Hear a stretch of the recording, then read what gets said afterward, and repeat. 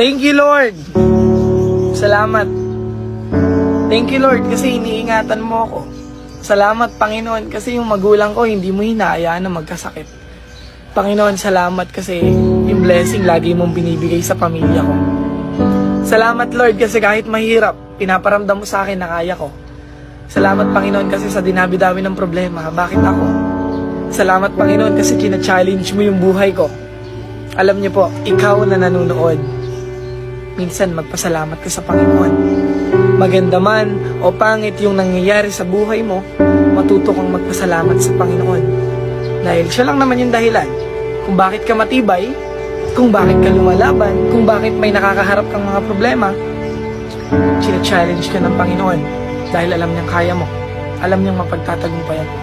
Kaya thank you, Lord.